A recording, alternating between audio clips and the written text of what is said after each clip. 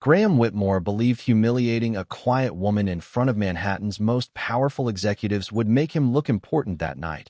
But before the ballroom lights dimmed, his own name would become a whisper people avoided saying out loud.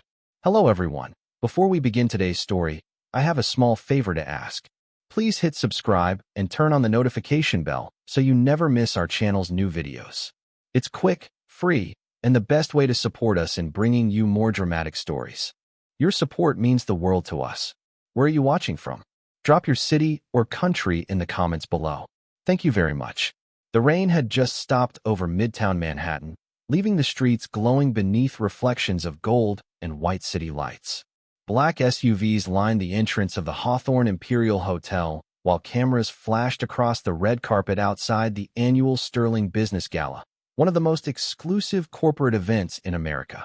Men in tailored tuxedos stepped onto marble floors beside women wrapped in designer gowns worth more than some people's yearly rent. Waiters carried silver trays beneath crystal chandeliers tall enough to resemble frozen waterfalls. Every inch of the place smelled of wealth, ambition, and old power. And standing directly between that world and everyone trying to enter was Graham Whitmore. Tall, sharp-jawed, and wearing a dark velvet security blazer stitched with the hotel crest, Graham treated the entrance like his personal kingdom. He checked invitations with slow arrogance, barely hiding the satisfaction on his face whenever someone looked nervous around him. Beside him stood Celeste Harrow, the gala's event coordinator, elegant and icy, scanning guests with the same judgment people used when deciding who belonged in first class and who did not. Then Vivian Ellsworth arrived. No limousine, no bodyguards, no diamonds around her neck. Just a quiet woman in a beige wool coat stepping out of a yellow cab, while the driver unloaded a small black handbag from the passenger seat. Her blonde hair was tied neatly behind her shoulders, and her low heels clicked softly against the wet sidewalk as she approached the velvet rope. Compared to everyone else, she looked almost invisible. Several guests glanced at her, then quickly looked away with faint amusement. One man near the entrance smirked into his champagne glass. Another whispered something to his wife, earning a quiet laugh. Vivian noticed every stare, but her expression never changed. Her eyes remained calm, steady, almost detached from the noise around her. Graham looked her up and down once before extending his arm across the entrance. "Ma'am," he said flatly, "this event is invitation only." Vivian reached into her coat pocket and handed him a black invitation card embossed with silver lettering. Graham examined it for 2 seconds before giving a dry chuckle. "I think there's been some mistake." Celeste leaned closer, her diamond earrings catching the light. "The guest list tonight is reserved for CEOs, investors, and founders," she added carefully, though the insult underneath her voice was impossible to miss. Vivian tilted her head slightly. "I'm aware."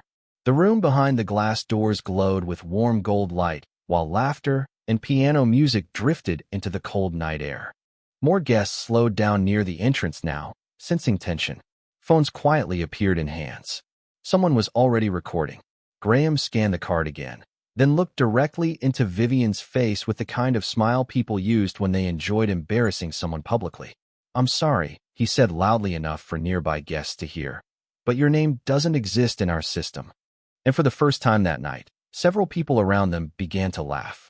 Vivian Ellsworth stood perfectly still while the laughter drifted around her like cold smoke beneath the chandelier lights spilling through the hotel entrance. Graham Whitmore handed the black invitation card back to her with 2 fingers, as if even touching it any longer might inconvenience him. Several guests nearby exchanged amused looks while soft jazz music floated from inside the ballroom, warm and elegant against the sharp tension gathering outside the velvet rope. Vivian glanced briefly at the card in her hand before looking back at Graham. "Please check again," she said calmly. "There may be another registration under corporate sponsorship." Graham gave a slow smile that never reached his eyes. "Ma'am, I already checked." He tapped the tablet hanging from his arm. "No record. No sponsor listing. No guest clearance." Celeste Harrow crossed her arms beside him, her silver gown shimmering beneath the entrance lights. "Tonight is not open to the public," she added, loud enough for nearby guests to hear clearly. "The Sterling Gala is a private executive event." Vivian's expression remained steady. "I know exactly what kind of event this is." A few people in line chuckled quietly at that response. One younger businessman with slicked-back hair leaned toward his date and whispered something that made her cover her mouth to hide a laugh. The atmosphere around the entrance was changing now.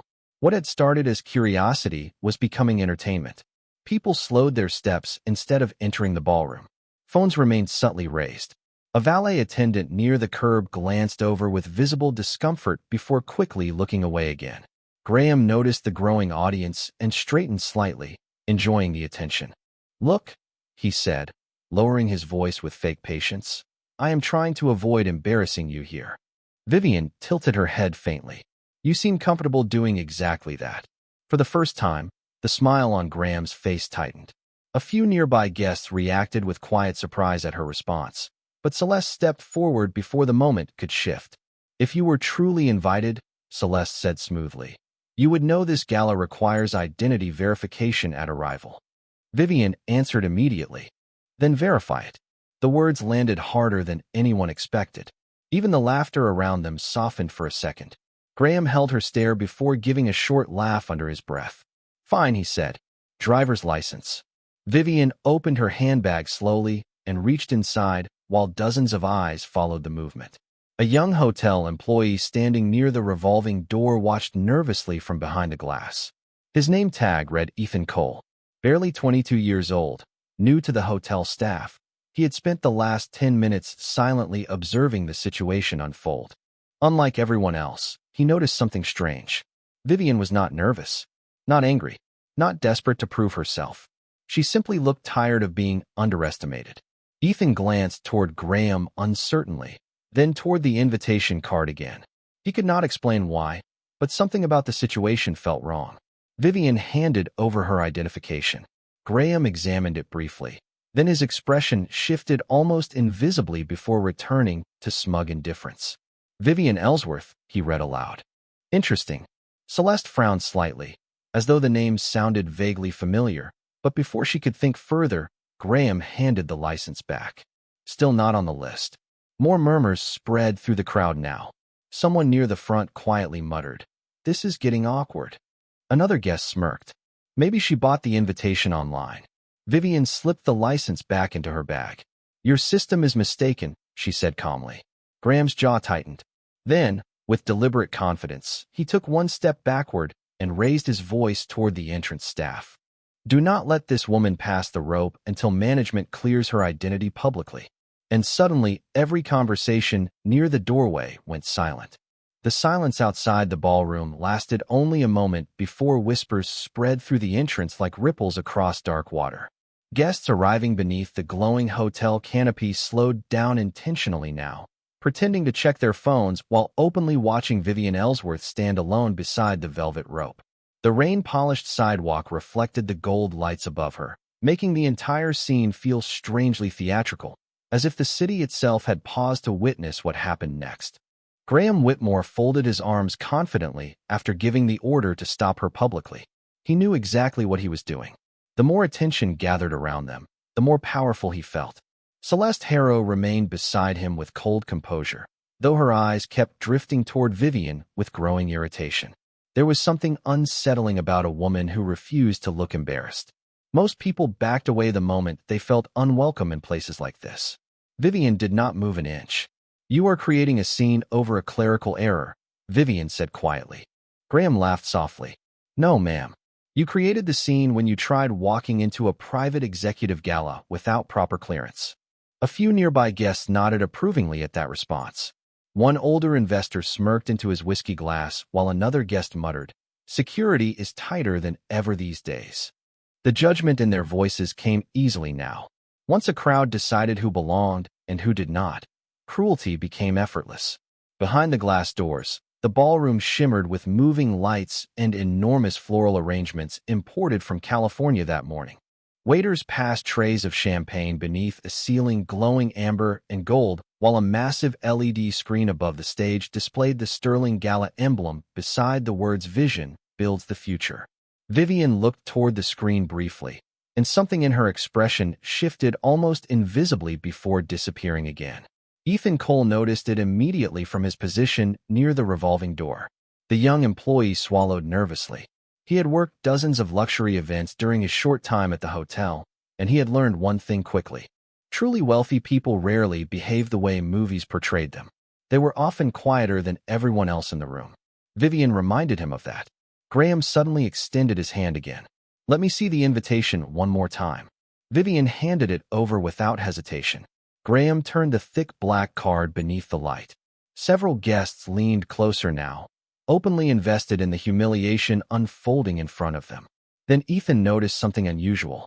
Embossed into the lower corner of the invitation was a small silver symbol shaped like a phoenix. His eyes widened slightly. He had seen that same symbol earlier that afternoon printed on the sealed presentation envelope delivered directly to the ballroom stage manager. Only top sponsors used private insignias like that. Ethan glanced toward Graham uncertainly. "Sir," he began carefully, "maybe we should contact executive coordination." Graham cut him off instantly without even turning around. "Stay out of this." Ethan lowered his eyes immediately, but the knot in his stomach tightened. Celeste stepped closer and studied the invitation herself. "Interesting design," she said coldly. "Counterfeit work is getting more sophisticated these days." A ripple of laughter spread through the nearby crowd again. Vivian slowly took the invitation back. "You still have time to correct this," she said.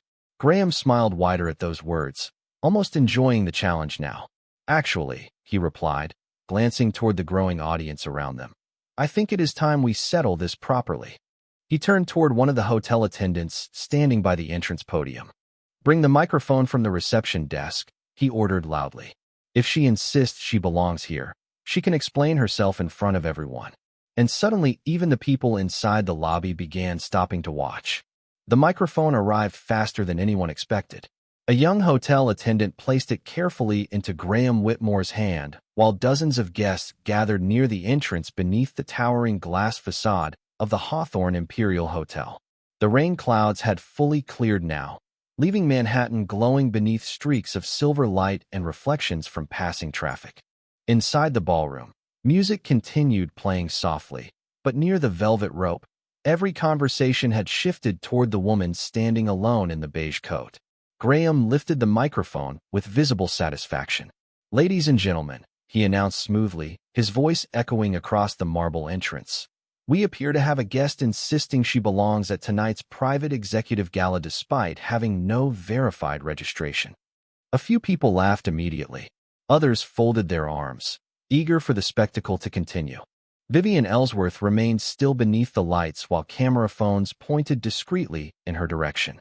Celeste Harrow stood beside Graham with the polished smile of someone convinced she was protecting the dignity of the event.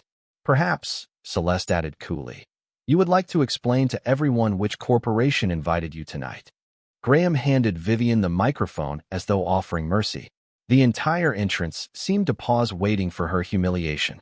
Ethan Cole watched nervously from the doorway, his pulse tightening in his chest. He kept thinking about the silver phoenix emblem on her invitation. Something was deeply wrong here, but every second that passed made speaking up feel more dangerous. Vivian accepted the microphone calmly. The city wind moved lightly through strands of her blonde hair, while luxury cars rolled past the hotel entrance behind her. For a moment, she simply looked at the crowd. Men worth hundreds of millions of dollars. Influencers wrapped in diamonds. Executives who believed wealth automatically made them wise. Then she spoke quietly. "I was invited here because someone believed my presence mattered." Her voice was soft, yet the entrance fell strangely silent around it. Graham smirked. "And who exactly was that?" Vivian lowered the microphone slightly. "The kind of person who understands that dignity should not depend on appearance." The silence deepened for half a second before a businessman near the front scoffed openly. Another guest muttered, "Unbelievable." The tension broke, and scattered laughter returned louder than before. Graham took the microphone back with theatrical patience. "Ma'am, this is not a motivational seminar." More laughter spread through the crowd. Even people entering from the sidewalk stopped to watch now. Several guests exchanged amused looks, convinced they were witnessing someone desperate to enter a world beyond her reach. Celeste stepped forward and straightened her posture. "This event hosts leaders responsible for billions of dollars in investments," she said sharply. "Security standards exist for a reason." Vivian looked directly at her. then those standards should include respect. The words landed differently this time. Not dramatic, not angry, just honest enough to make a few people briefly uncomfortable. Ethan noticed it immediately. One older woman near the entrance lowered her champagne glass. A valet attendant glanced down at the ground. Even Celeste's expression flickered for the smallest moment before hardening again. But Graham had already gone too far to step back now. His pride was feeding on the audience around him. "Enough," he said coldly. He pointed toward the street beyond the velvet rope. "You need to leave the property immediately." Vivian did not move. Graham's jaw tightened. "Did you hear me?" Slowly, Vivian handed the microphone back to him. "I heard you," she replied gently. "I just hope you remember this moment clearly later." A hush fell across the entrance. Graham stared at her, unable to explain why those words suddenly unsettled him. Then, determined to finish the humiliation completely, he turned toward the hotel staff and raised his voice one final time. "Remove her invitation from the guest registry entirely," he ordered publicly. "This woman will not be entering this building tonight." And under the glow of the towering chandeliers behind the glass doors, Vivian quietly stepped away from the velvet rope while dozens of strangers watched her walk alone into the cold Manhattan night. Vivian Ellsworth stopped beneath the glow of a street lamp across from the Hawthorne Imperial Hotel while the sounds of laughter and music continued behind the glass walls she had just been denied entry to. Yellow taxi lights slid across the wet Manhattan pavement while cold wind moved through the avenue carrying the distant sound of traffic and sirens. Inside the ballroom, powerful people celebrated success beneath crystal chandeliers. Outside, the woman responsible for funding half the evening stood alone beside the curb with quiet dignity still resting on her face. She looked down at the black invitation card in her hand, her thumb brushing softly across the silver phoenix embossed into the corner. For the first time that night, emotion flickered faintly in her eyes. Not anger, not humiliation, something deeper. Memory. 10 years earlier, Vivian had stood in a hospital hallway holding her father's hand while machines beeped softly around them. Robert Ellsworth had spent his entire life building a small technology company from a rented garage in Ohio. He believed success meant creating opportunities for people nobody noticed. Before he died, he told her one sentence she never forgot. "If power ever changes the way you see ordinary people, then you were never worthy of it in the first place." That sentence became the foundation of everything she built afterward. The scholarships, the research grants, the anonymous donations. Even tonight's sterling gala existed partly because of her financial support. But she had refused public recognition every single year. She never wanted applause. She only wanted to keep her promise. Vivian slipped the invitation back into her coat pocket and stared quietly at the ballroom windows across the street. Ethan Cole suddenly appeared near the hotel entrance, breathing nervously as he hurried toward her through the cold night air. "Ma'am," he called carefully. Vivian turned toward him. Ethan slowed down once he reached her, clearly anxious someone might see him speaking with her. "I just wanted to say," he hesitated. "I am sorry for what happened back there." Vivian gave him a gentle look. "You do not owe me an apology." Ethan glanced back toward the hotel uneasily. "I should have said something sooner." "You noticed the phoenix emblem," Vivian said softly. Ethan blinked in surprise. "Yes." Vivian nodded once. "That means you pay attention. Most people stop seeing clearly the moment a crowd tells them who matters." Ethan lowered his eyes, embarrassed. "I still did nothing." Vivian's voice remained calm. "Kindness delayed is still better than cruelty performed on time." The young employee looked at her differently after that. Not as someone rejected from the gala, but as someone carrying a kind of quiet strength he rarely saw in powerful people. Across the street, enormous LED screens inside the ballroom flickered through sponsor reels and investment presentations. Through the glass walls, Vivian could see guests taking their seats while waiters filled crystal glasses beneath golden light. Somewhere inside, Graham Whitmore was probably still enjoying the attention from humiliating her publicly. Ethan hesitated before speaking again. "Can I ask you something?" Vivian looked at him. "Why did this event matter so much to you?" For several seconds, she said nothing. Then her gaze drifted toward the ballroom again. "Because tonight was supposed to honor someone who taught me what dignity looks like." Ethan followed her eyes toward the glowing hotel windows. Before he could ask another question, a low mechanical hum rolled across the avenue. Both of them turned instinctively toward the street. One by one, three black luxury vehicles with dark, tinted windows pulled slowly toward the hotel entrance in complete silence. The atmosphere outside changed immediately. Valets straightened. Security staff moved quickly. Even through the glass walls, heads inside the ballroom began turning toward the arrival. And for the first time that night, Vivian's calm expression became unreadable. The three black vehicles stopped smoothly beneath the towering entrance lights of the Hawthorne Imperial Hotel, and the atmosphere outside shifted so quickly it felt as though the entire block had inhaled at once. Valets straightened their jackets. Security staff adjusted their earpieces. Even the conversations inside the ballroom softened as guests turned toward the glass entrance to see who had arrived. The engines fell silent one by one, leaving only the faint sound of Manhattan traffic rolling through the wet streets nearby. Graham Whitmore immediately stepped forward with renewed confidence, eager to greet whoever was important enough to command that level of attention. Celeste Harrow quickly smoothed her silver gown and forced a polished smile onto her face. Across the street, Vivian Ellsworth remained still beside Ethan Cole, her beige coat moving gently in the cold wind. She watched the vehicles without surprise. The rear passenger door of the first car opened slowly. Eleanor Price stepped out onto the sidewalk with calm authority that required no introduction. At 72 years old, Eleanor carried the kind of presence built from decades inside rooms where governments, billion-dollar mergers, and global investments were decided quietly behind closed doors. Her dark wool coat rested neatly over a deep emerald dress, and the moment several guests recognized her through the hotel windows, murmurs spread rapidly across the ballroom. That is Eleanor Price. She never attends public events anymore.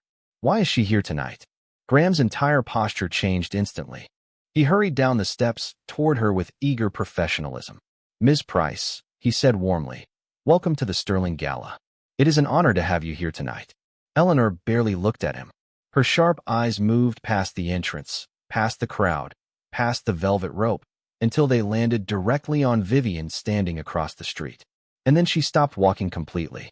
The silence around the entrance deepened almost immediately. Ethan noticed it first. The expression on Eleanor's face was not casual recognition. It was concern. Real concern. Vivian met her gaze quietly. For a brief moment, neither woman spoke. Then Eleanor crossed the sidewalk toward her without hesitation, leaving Graham standing awkwardly behind. Guests near the entrance exchanged confused looks while phones slowly lowered. Something no longer felt entertaining about the situation. Graham followed uncertainly. "Miss Price." Eleanor reached Vivian and gently took both of her hands. "Vivian," she said softly, disbelief mixing with disappointment in her voice. "Why are you standing out here?" Several nearby guests froze at the familiarity between them. Graham's smile faded slightly. Vivian answered calmly, "Apparently, I do not belong inside tonight." Eleanor's eyes sharpened instantly. "Who told you that?" The question cut through the cold air with frightening clarity. No one answered immediately. Graham stepped forward carefully, suddenly aware that the ground beneath him was shifting. "There appears to have been confusion regarding her registration," he explained quickly. Eleanor slowly turned toward him. The look in her eyes made him stop talking mid-sentence. "Confusion," she repeated quietly. Inside the ballroom, even Daniel Mercer on the stage had paused speaking after noticing the commotion unfolding outside the entrance. Guests now openly crowded near the glass walls to watch. Ethan saw Graham swallow hard for the first time all evening. Celeste Harrow attempted to recover control of the situation. "Ms. Price," she said carefully, "we were simply enforcing event security policy." Eleanor stared at her without expression. "Security policy?" she said. "You publicly humiliated her in front of half of Manhattan." No one laughed now. No one moved. The marble entrance that had felt loud and arrogant only minutes earlier had become painfully silent. Vivian gently touched Eleanor's arm as though trying to calm the situation, but Eleanor's attention remained fixed on Graham. Then her eyes dropped toward the black invitation card still visible inside Vivian's hand. The silver phoenix emblem reflected beneath the entrance lights. Eleanor looked back up slowly, and in a voice so cold it seemed to drain the warmth from the entire hotel entrance, she said, "Do you idiots have any idea who you just threw out of her own gala?" The words hung over the hotel entrance like freezing air. Nobody moved. Nobody even seemed willing to breathe too loudly. Graham Whitmore stared at Eleanor Price as though his mind could not fully process what he had just heard. Behind the towering glass walls of the ballroom, conversations stopped one by one as guests pressed closer to the entrance, trying to understand why one of the most powerful investors in the country was standing outside beside the quiet woman security had just thrown away from the gala. Celeste Harrow forced an uneasy smile. "Ms. Price," she began carefully, "there must be some misunderstanding."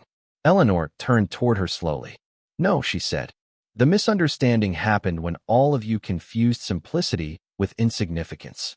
The silence that followed felt heavier than the cold Manhattan air itself. Graham attempted to recover. "We followed standard verification procedure," he said quickly. "Her credentials did not appear in the system." Ethan Cole suddenly stepped forward before fear could stop him again. His hands trembled slightly, but his voice remained clear. "That is not true."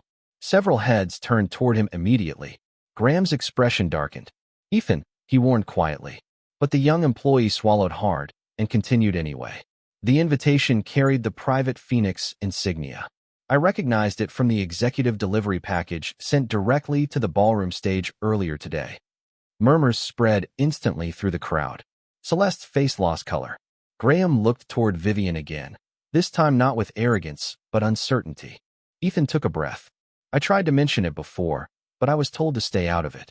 The room behind the glass walls seemed to tighten with tension. Daniel Mercer himself stepped away from the stage podium inside the ballroom, now openly watching the scene unfold outside. Vivian looked toward Ethan gently. "Thank you," she said softly. "That took courage." Ethan lowered his eyes, embarrassed by the kindness in her voice after everything that had happened. Eleanor faced the growing crowd near the entrance. "Do any of you know why the sterling Gala survived the recession 6 years ago?" Nobody answered. "Because when every sponsor abandoned it, Vivian Ellsworth quietly financed the entire event herself." Shock spread visibly across several faces. One businessman near the glass actually stepped backward. Another guest whispered, "That cannot be true." Eleanor continued coldly. "She also funded the scholarship foundation attached to this gala. Hundreds of young entrepreneurs standing inside that ballroom tonight built their companies because of grants she personally approved." Graham's face had gone pale now. The same people who laughed earlier were suddenly avoiding eye contact completely. Vivian finally spoke, her voice calm beneath the hotel lights. "Eleanor." Eleanor looked at her. "That is enough." The older woman exhaled slowly, trying to contain her anger. Vivian stepped forward slightly, her beige coat moving softly in the wind, while dozens of wealthy strangers stared at her with completely different eyes now. "Nobody needs to be destroyed over a mistake," Vivian said quietly. Graham blinked in disbelief. Celeste looked stunned. After everything they had done to her publicly, she was protecting them from humiliation. Vivian glanced toward the ballroom windows where executives and investors stood frozen behind a glass. "I did not come here tonight to embarrass anyone," she continued. "I came because this gala was built to create opportunities for people who are overlooked." Her words landed harder than any insult ever could. Several guests lowered their phones. Others looked visibly ashamed. The arrogance that filled the entrance earlier had completely vanished, replaced by an uncomfortable awareness that they had all participated in something ugly. Then the giant LED screen inside the ballroom suddenly flickered. The Sterling Gala logo disappeared. Guests turned instinctively toward the stage as a new image slowly appeared across the massive screen. A black and white photograph of a younger Vivian standing beside her late father in front of a tiny garage workshop filled the ballroom wall. Beneath it, glowing silver letters appeared one by one. Founder, benefactor, visionary, sponsor Vivian Ellsworth. The entire hotel entrance went silent. And this time, nobody looked at her like she did not belong there. The atmosphere inside the Hawthorne Imperial Hotel transformed completely within minutes. The same guests who had laughed near the velvet rope now stood silently beneath the crystal chandeliers as Vivian Ellsworth finally walked through the entrance she had been denied only moments earlier. No cameras flashed now. No whispers carried arrogance anymore. The only sound was the soft echo of her heels against the marble floor while hundreds of wealthy executives instinctively stepped aside to make room for her path toward the ballroom. Graham Whitmore stood frozen near the doorway, his face drained of color. Earlier that night, he had enjoyed controlling the entrance like a gatekeeper, deciding who deserved dignity. Now he could barely look at the woman he publicly humiliated. Celeste Harrow remained motionless beside him, her carefully polished confidence shattered by the realization that the quiet woman she dismissed was the very reason half the people inside the ballroom had careers worth celebrating. Vivian paused before entering the ballroom and turned gently toward Ethan Cole. The young employee immediately straightened nervously. "Ethan," she said softly, "thank you for choosing honesty when it would have been easier to stay silent." Ethan looked stunned that she even remembered his name. Vivian reached into her handbag and handed him a small ivory business card embossed with the silver phoenix emblem. "My foundation funds hospitality scholarships across the country," she explained. "If you still believe kindness matters in leadership, call the number on the back tomorrow morning." Ethan stared at the card with shaking hands, unable to speak. Eleanor Price watched quietly beside them, a faint smile finally touching her face. The ballroom doors slowly opened wider as Daniel Mercer stepped away from the stage podium and approached Vivian personally. "Ms. Ellsworth," he said respectfully, "the gala is ready whenever you are." Vivian glanced once more toward Graham and Celeste. The entire entrance area remained painfully quiet, waiting to see what she would do next. Graham finally forced himself to speak. "Ms. Ellsworth," he began hoarsely, "I sincerely apologize for my behavior earlier." Vivian studied him calmly. "Do you know what the real problem was tonight?" Graham lowered his eyes. "I judged someone by appearance." Vivian shook her head slightly. "No. The real problem is that you felt comfortable humiliating someone you believed had no power." The words hit harder than any public punishment ever could. Several nearby guests looked visibly ashamed hearing them. Celeste swallowed quietly, staring at the marble floor beneath her heels. Vivian continued gently, not with cruelty but clarity. "A person's dignity cannot depend on whether they own the building or clean it." The ballroom remained completely silent. Then Eleanor stepped beside Vivian and addressed the hotel executives gathering nervously near the entrance. "Effective immediately," she said calmly, "the Sterling Foundation will require every partner venue and sponsor to complete hospitality ethics certification before participating in future events." Several executives nodded immediately. Nobody argued. Vivian looked toward Ethan again. "And I would like Ethan Cole added to the planning internship program beginning this summer." Ethan's eyes widened in disbelief. "Ma'am," Vivian smiled softly. "People who notice others deserve opportunities too." Around the ballroom, the mood had fully changed now. Guests who once watched Vivian with amusement now looked at her with genuine respect. Some appeared embarrassed by their earlier silence. Others simply looked thoughtful, as though realizing how easily wealth had distorted their instincts. Graham stood alone near the velvet rope that had once made him feel powerful. For the first time all evening, he finally understood the full weight of what had happened. Vivian had walked into the night carrying more influence than anyone there, yet she never used it to destroy him. She used it to reveal him to himself. And as the ballroom lights reflected across the polished marble floor, Graham realized the most painful lesson of all was not that he failed to recognize a billionaire. It was that he failed to recognize basic human worth when he believed nobody important was watching. By the time the gala dinner officially began, the entire atmosphere inside the Hawthorne Imperial Hotel had changed from polished arrogance to quiet reflection. Conversations were softer now. Laughter no longer carried superiority. Beneath the glow of crystal chandeliers, executives who once competed for attention sat listening carefully as Vivian Ellsworth finally stepped onto the ballroom stage beside Eleanor Price and Daniel Mercer. The massive LED screen behind her still displayed the old photograph of Vivian standing beside her father in front of the tiny Ohio garage where everything had started. For several seconds, Vivian simply looked across the room. Hundreds of wealthy guests stared back at her with a kind of silence money could not buy. Respect. Real respect. Vivian rested one hand lightly against the podium. "My father used to say that the easiest way to understand someone's character was to watch how they treated people who could offer them nothing in return." The ballroom remained completely still. "Tonight was never supposed to be about me," she continued softly. "This gala was created to help people who are overlooked. Young founders without connections. employees nobody notices, dreamers who only need one opportunity to change their lives. Several guests lowered their eyes quietly. Vivian glanced toward Ethan Cole, standing near the ballroom entrance in his hotel uniform. Sometimes, she said, the people with the least authority are the ones carrying the most integrity. Ethan looked stunned, hearing himself acknowledged before an entire room filled with America's business elite. Applause slowly began somewhere near the back of the ballroom before spreading across the room, warm and genuine this time. Vivian smiled faintly before stepping away from the podium. She had never enjoyed public attention. Tonight had not changed that. As the applause faded, Graham Whitmore slowly approached the stage from the side of the ballroom.